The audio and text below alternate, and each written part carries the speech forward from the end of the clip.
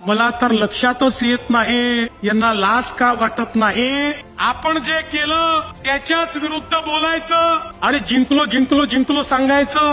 खरं म्हणजे या देशामध्ये नवीन शैक्षणिक धोरणामध्ये त्रिभाषा सूत्र आलं. हे त्रिभाषा सूत्र आल्यानंतर ते त्रिभाषा सूत्र कसं स्वीकारलं पाहिजे याकरता उद्धव ठाकरे सरकारने समिती तयार केली. त्या समितीमध्ये त्यांच्या उबाठाचा उपनेता टाकला. त्या समितीचा रिपोर्ट आला. समितीच्या रिपोर्टमध्ये सांगितलं पहिल्या वर्गापासनं मराठी सोबत हिंदी आणि इंग्रजी 12वी पर्यंत कंपल्सरी करा, अनिवार्य करा. कोणी सांगितलं? उद्धव ठाकरेंच्या समितीने त्यांच्या उपनेत्यांनी सांगितलं पहिलीपासनं 12वी पर्यंत हिंदी अनिवार्य करा. आणि तो रिपोर्ट उद्धव ठाकरेंच्या कॅबिनेटने स्वीकारला.